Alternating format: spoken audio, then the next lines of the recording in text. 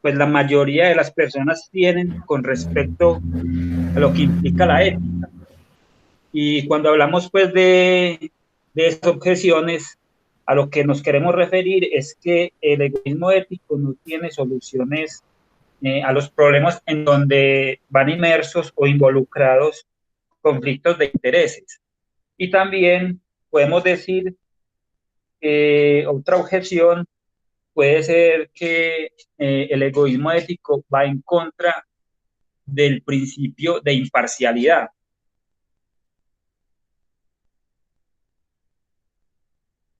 ¿Por qué apagó la cámara, Nelson? Todos apagaron las cámaras, hombre, qué vaina. Se queda uno aquí solo. Le agradezco a las dos personas que tienen las cámaras prendidas, como Luis Eduardo. Gracias, Paola, por prender la cámara.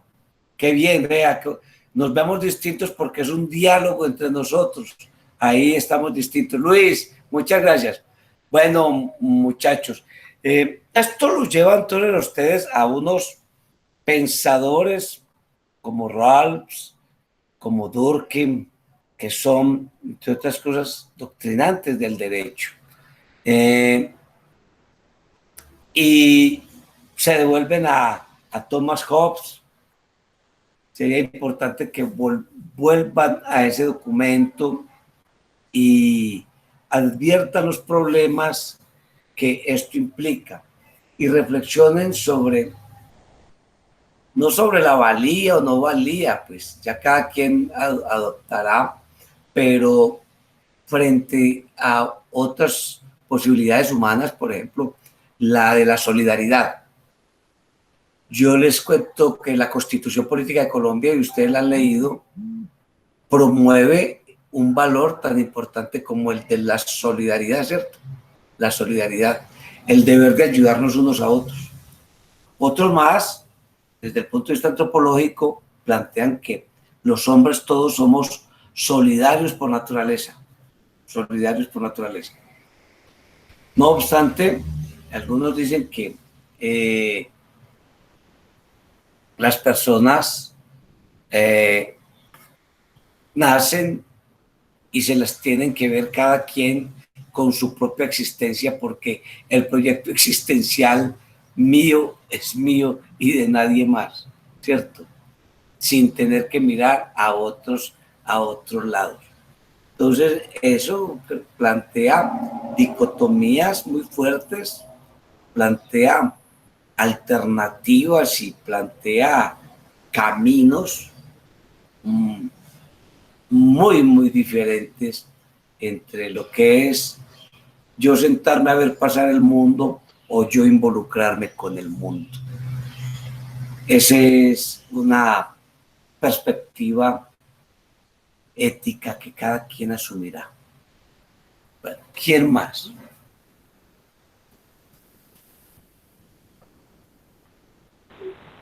Buenas noches. Dice, dilo.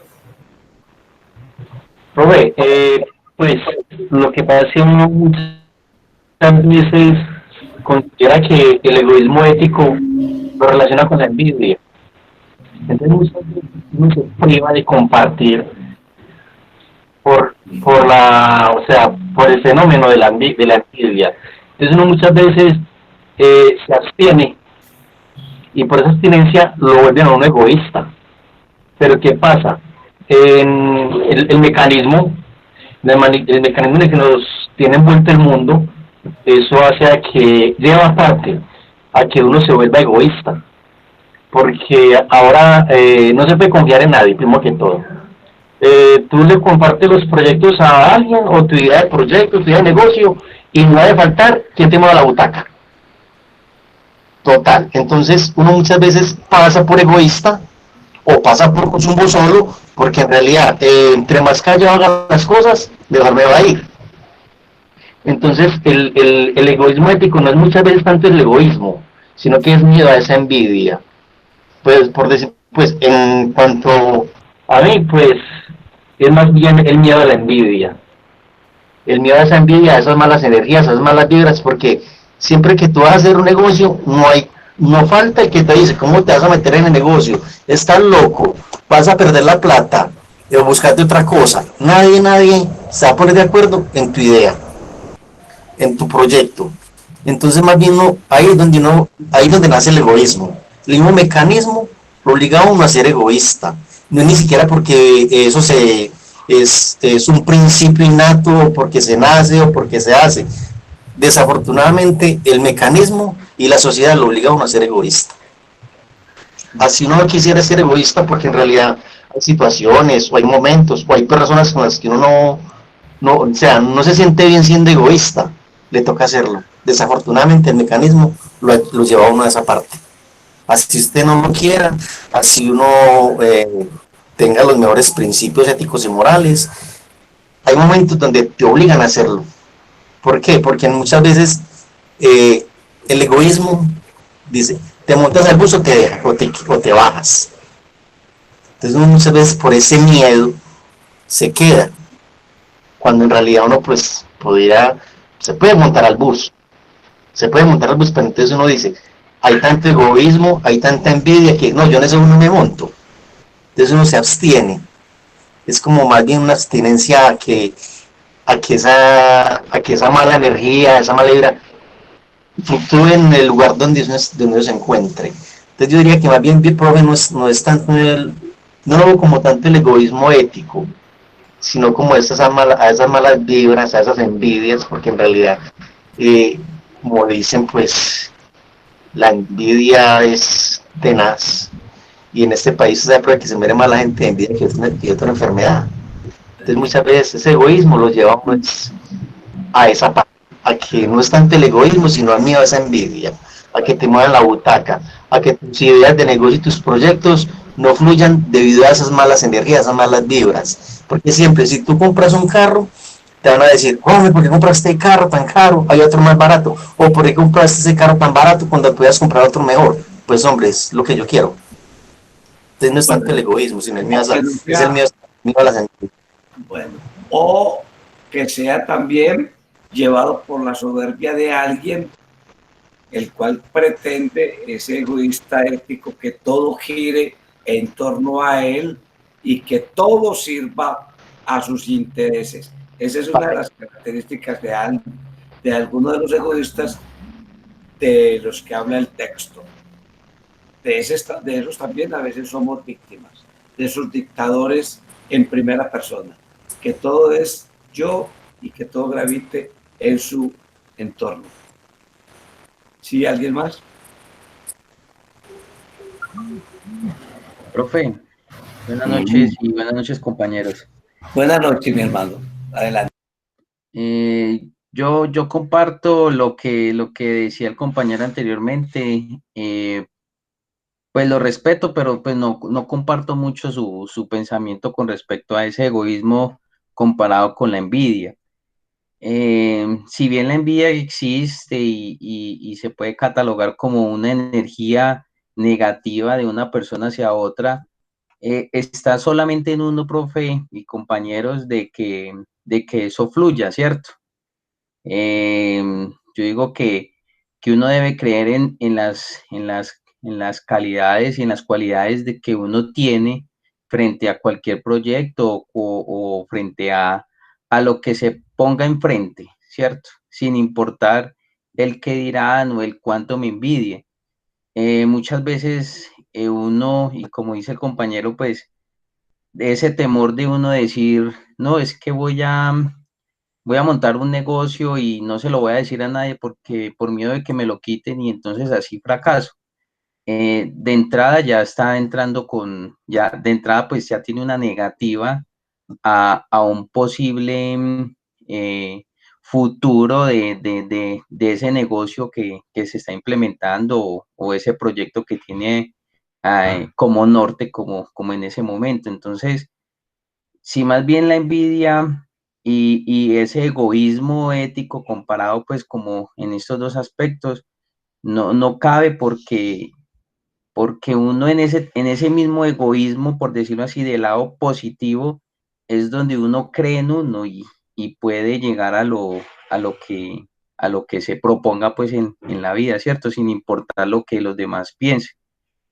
Entonces, lo que decía el compañero, sí, está muy bien y como lo dije ahorita, lo respeto, pero no comparto mucho, porque cada uno tiene sus propias habilidades y no importa que envidien o que no envidien o que hablen o que no hablen.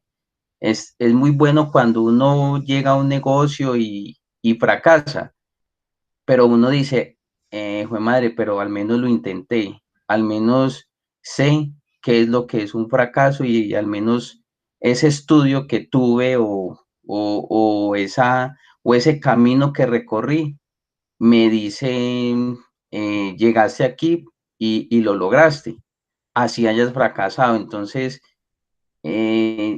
todo fracaso pues es un aprendizaje. Entonces, a comparación con otros de los que envidian, como dice el compañero, ni siquiera lo intentan, simplemente hablan y tratan de generar una mala energía, por decirlo así, pero ese tema de energías y todo eso, pues solamente uno es el que permite si es positivo o negativo.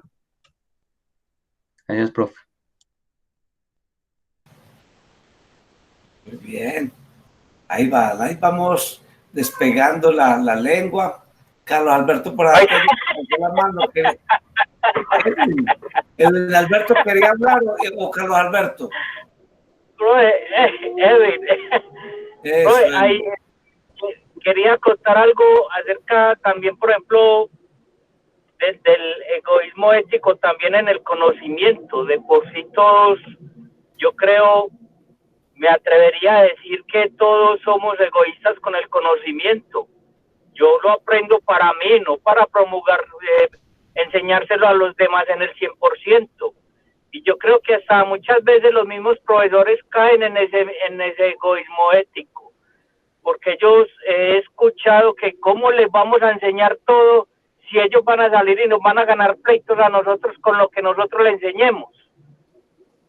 Entonces yo creo que también hay una gran falencia ahí, profe. Yo creo que todos tenemos ese egoísta ético ahí adentro que nos está ahí siempre permanentemente diciendo, no compartas todo, guardate alguna cosita. Está muy bien. Ojo que ese de pronto están dentro de esa categoría que habla el texto del egoísmo psicológico. El egoísmo psicológico. ¿Sí? Es más, es egoísta que no tiene ni fundamentos. Le gusta escasas horas, le gusta todo para sí, pero se trata del egoísta lógico, psicológico. Pero vale el apunte, Edwin. Bueno, ¿alguien más? Bueno. Entonces, con esto, muchachos, esperaba pues que ustedes